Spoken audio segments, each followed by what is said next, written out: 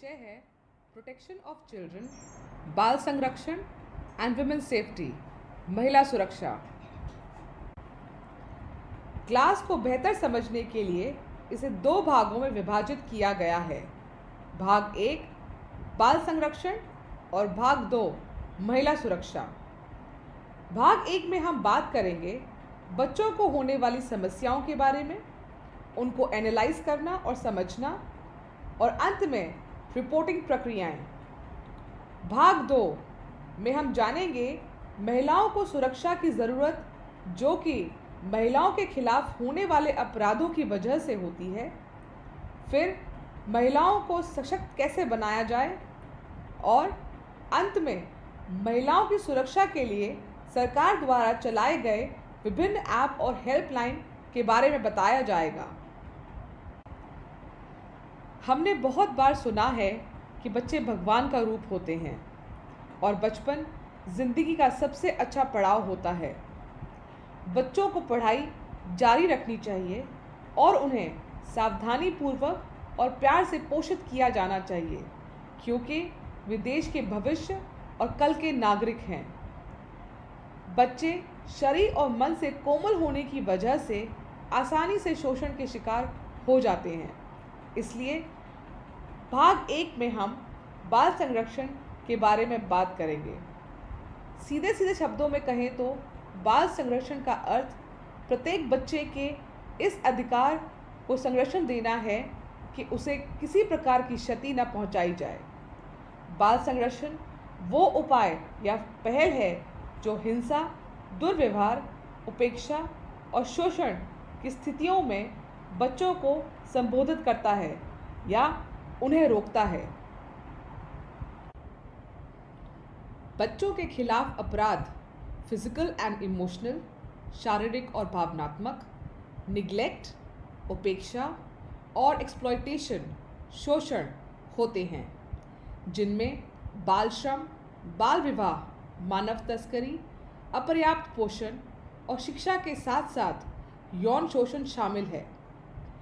यहाँ जोर देने वाली बात यह है कि बच्चों पर होने वाले अपराध अक्सर माता पिता, रिश्तेदारों, देखभाल करने वाले और बच्चों के आसपास रहने वाले लोग द्वारा किया जाता है।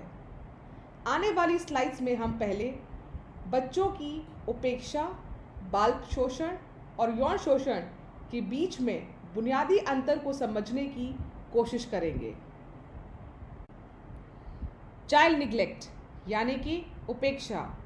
उपेक्षा बच्चों की बुनियादी ज़रूरतों को प्रदान करने में विफलता है, जो कि शारीरिक, मानसिक और चिकित्सा के क्षेत्रों में बच्चों पर ध्यान न देना है। शारीरिक उपेक्षा में भोजन, आश्रय और कपड़ों की बुनियादी ज़रूरतों को प्रदान करने में विफलता। मानसिक उपेक्षा बच्चों पर ध्यान न देना, उनको प्यार और देखभाल प्रदान न करना। चिकित्सक उपेक्षा बच्चों की चिकित्सा देखभाल प्रदान करने या उनका पालन करने में विफलता। आइए अब हम स्लाइड्स पर विभिन्न संकेत जो कि एक निग्लेक्टेड बच्चे में देखे जा सकते हैं उनके बारे में पढ़ेंगे। पहला, असमान व्यवहार, अचानक अस्पष्ट लगी चोटें, स्कूल न जाना, अपने ऊपर ध्यान न देना, खाने पीने की आदतों में बदलाव, सुस्त व्यवहार और घर न जाने में आनाकानी, जहां बच्चों को सबसे ज़्यादा प्यार मिलना चाहिए। चाइल्ड अब्यूज़ यानी कि बाल शोषण। बाल शोषण का मतलब है कि किसी भी बच्चे को नुकसान पहुंचाना, चाहे शारीरिक, भावनात्मक या यौन रूप से, दुरुपयोग करना, उपेक्षा करना या हानि देना होता है। बाल शोषण के विभिन्न उदाहरणों में से कुछ जिन पर हम आज बात करेंगे वह हैं शारीरिक और भावनात्मक, बाल श्रम, बाल विवाह और बाल तस्करी। शारीरिक शोषण बच्चों की पिटाई लगाना, लात मारना, जोर से हिलाना, काटना, जलने या बच्चों को फेंकने के तरीकों को शारीरिक शोषण कहते हैं। भावनात्मक शोषण तब होता है जब बच्चों की भावनात्मक, मनोवैज्ञानिक या सामाजिक भलाई और मूल्य की भावनाओं को लगातार ठेस पहुंचती है। इसमें बच्चों की आलोचना करना, अस्वीकार करना, भ्रष्ट करना और शोषण करना शामिल होता है। अन्य किसी प्रकार के दुर्व्यवहार होने पर भावनात्मक शोषण लगभग हमेशा मौजूद होता है। बाल श्रम आर्थिक परिस्थितियों के कारण विशेष रूप से गरीब देशों में बच्चों को जीवित रहने के लिए काम करने के लिए मजबूर किया जाता है। बाल विवाह औपचारिक या अनौपचारिक तरीके से एक बड़े और एक बच्चे जो कि 18 वर्ष की कम उम्र है उनकी शादी करना। बाल विवाह का ज़्यादा प्रभाव लड़कियों पर पड़ता है। एक लड़की की सेहत, शारीरिक व मानसिक, उसकी पढ़ाई एवं सामाजिक विकास पर बहुत प्रभाव पड़ता है। बाल तस्करी शोषण के उद्देश्य से भर्ती, स्थानांतरण, उत्पीड़न या बच्चों की प्राप्ति है। बच्चों की तस्करी का उद्देश्य यौन शोषण, बंधुआ मजदूरी, घरेलू श्रम, ड्रग्स की बिक्री, अवैध रूप से गोद लेना और भीख मंगवाने के लिए की जाती है। सेक्सुअल अब्यूज़ यानी कि यौन शोषण। यौन शोषण में एक बड़ा व्यक्ति यौन उद्देश्य के लिए एक बच्चे का उपयोग करता है। यह एक अजनबी द्वारा किया जा सकता है, लेकिन ज़्यादातर यौन शोषण किसी ऐसे व्यक्ति द्वारा किया जाता है जिसे बच्चा जानता है और विश्वास करता है। जैसा कि आप स्लाइड पर देख सकते हैं, भारत में 53% बच्चे यौन शोषण के शिकार होते हैं और 50% यौन शोषण करने वाले लोग वह होते हैं जिन्हें बच्चा जानता है। हमको यह सुनकर आश्चर्य होगा कि यौन शोषण की बात करते समय हम ज़्यादातर लड़कियों को लेकर बात करते हैं, लेकिन लड़के भी समान रूप से या कई बार अधिक यौन शोषण के शिकार होते हैं। यह पुरुष से पुरुष या महिला द्वारा भी किया जा सकता है। जैसा कि आप स्लाइड पर देख सकते हैं, यौन शोषण से पीड़ित लड़के और लड़कियों में लड़कों की संख्या ज़्यादा है, लेकिन लड़कों के लिए यौन उत्पीड़न की रिपोर्ट करना अधिक कठिन होता है। वह सोचते हैं कि लोग उनकी यौन रुचि पर संदेह करेंगे। यदि पुरुष द्वारा बलात्कार किया गया हो तो उनको होमोसेक्सुअल यानी कि एक पुरुष की दूसरे पुरुष के साथ शारीरिक संबंध रखने वाला कहेंगे या नामर्द के रूप में देखा जाएगा क्योंकि वे महिला द्वारा पीड़ित हुए। पर अब इंडियन पीनल कोड आईपीसी की धारा 377 के तहत गैर सहमति से किया हुआ कोई भी कार्य, भले ही वो पुरुष द्वारा किया हो, दंडनीय है। Analysing and understanding. यौन शोषण को और समझने के लिए अब हम गुड टच, अच्छे स्पर्श, बैड टच, बुरे स्पर्श और बच्चों के लिए इंटरनेट सेफ्टी पर विचार विमर्श करेंगे। बच्चों को अच्छे स्पर्श और बुरे स्पर्श के अंतर को समझाना ही उनको सही और गलत के बारे में बताने का पहला कदम होगा। अच्छे स्पर्श, यह सुखद और अच्छा लगता है। यह देखभाल, प्यार और मदद दिखाने का एक तरीका है। माता पिता और दादा दादी द्वारा गले लगाना, पापा द्वारा गुड नाइट किस, खेलते समय अपने दोस्तों का हाथ पकड़ना, यह सब अच्छे स्पर्श के उदाहरण हैं। बुरा स्पर्श वो स्पर्श है जो आपको असहज बनाता है और आप अप्रिय महसूस करते हैं और इसे उसी समय रोकना चाहते हैं। बुरे स्पर्श वो होते हैं जैसे कि कोई आपके निजी अंगों को बिना कारण छूता है, और अगर कोई आपको छूता है और बोलता है कि किसी को नहीं बताना, यह सभी बुरे स्पर्श के उदाहरण हैं।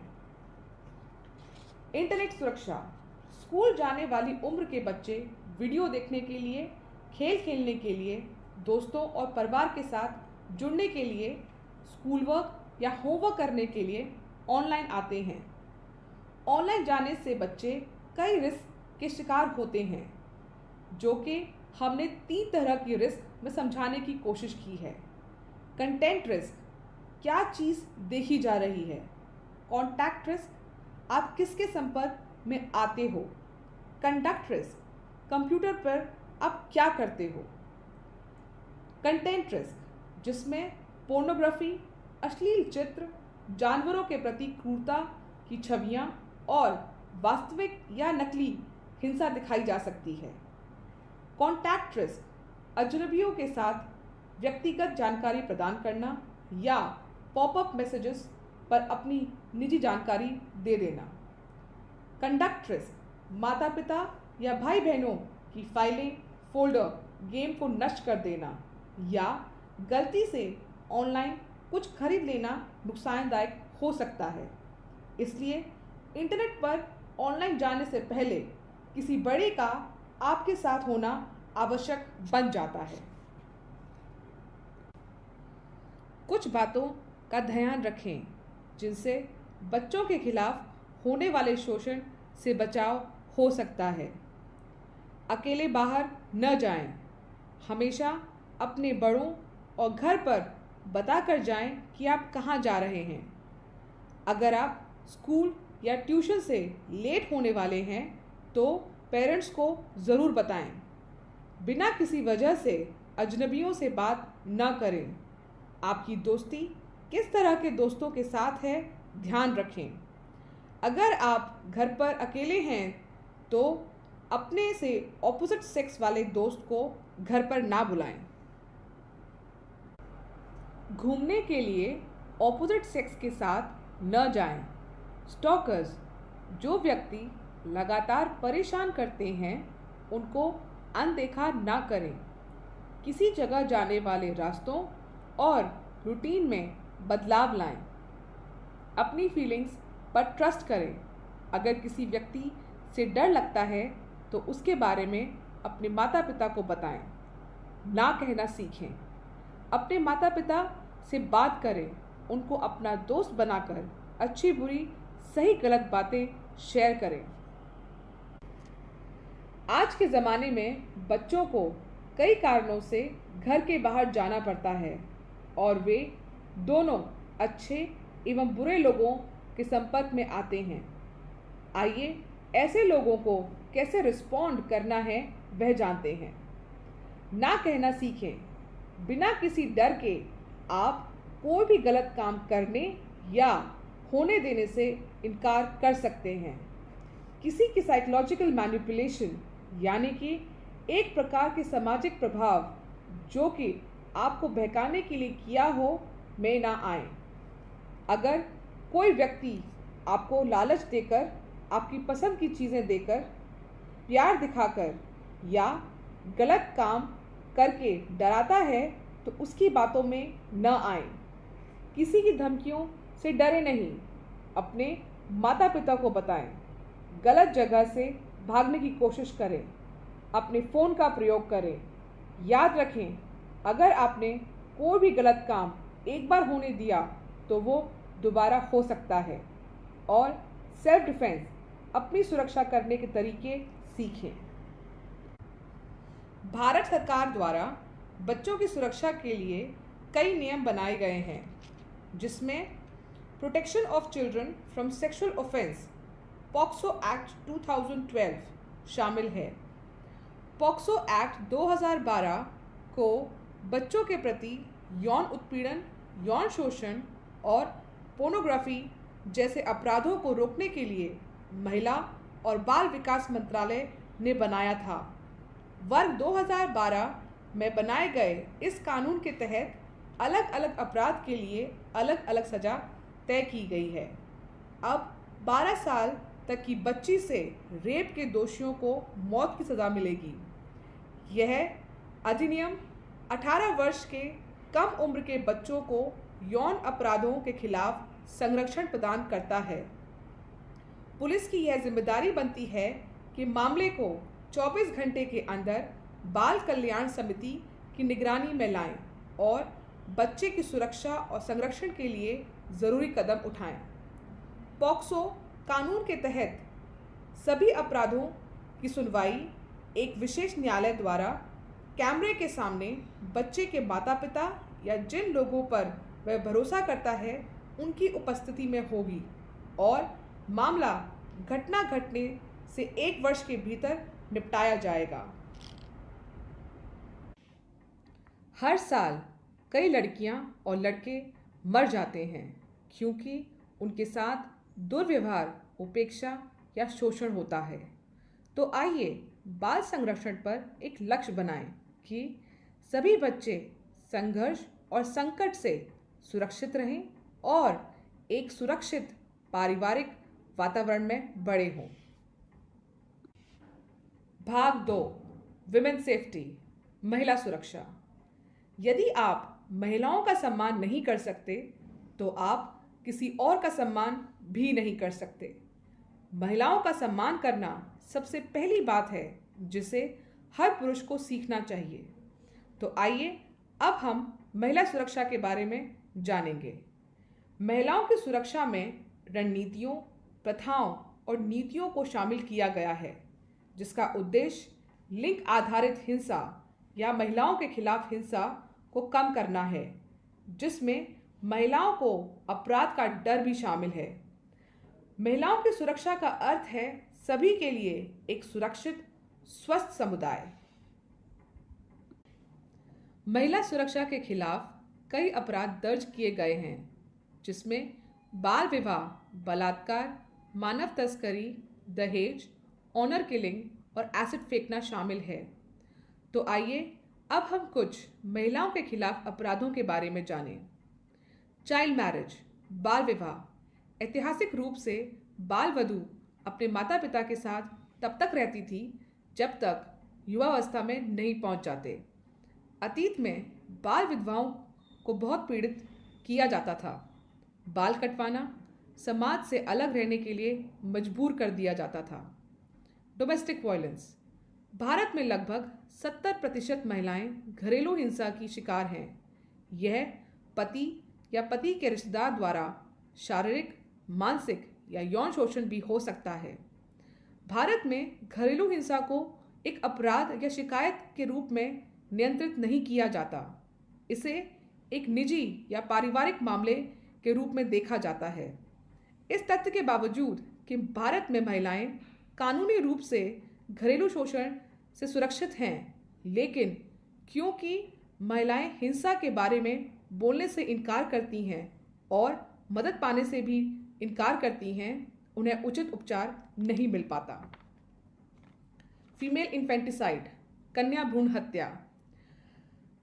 भारत में पुरुषों की संख्या महिलाओं की संख्या से ज़्यादा है।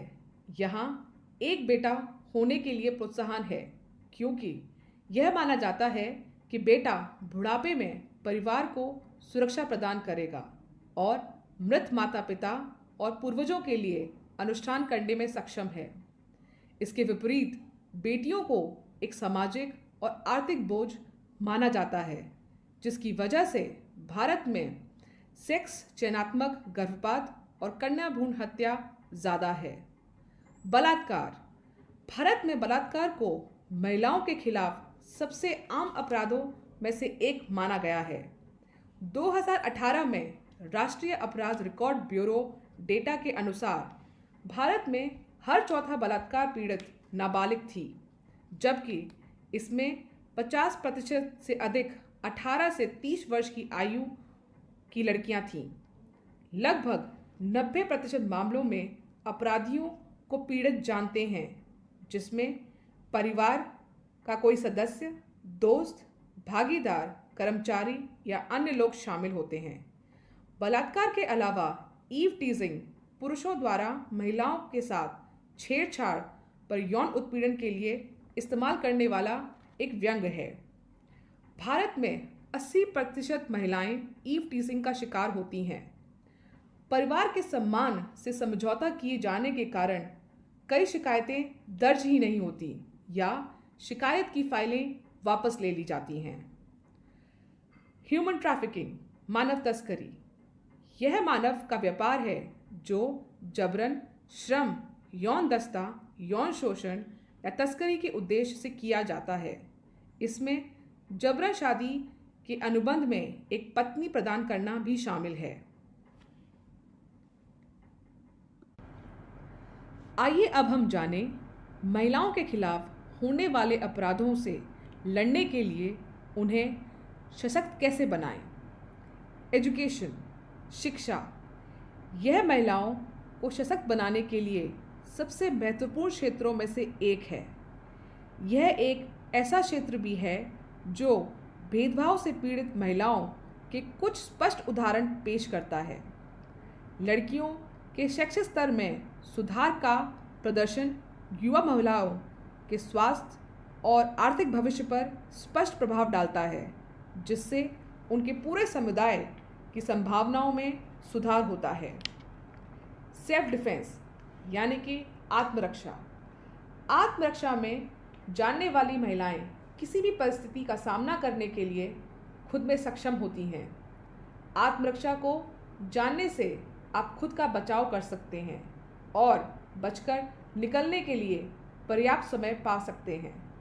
आत्मरक्षा एक निष्पक्ष दुनिया में महिलाओं के लिए स्वतंत्रता का एक रास्ता खोलती है। बी प्रिपेयर्ड, तैयार रहें।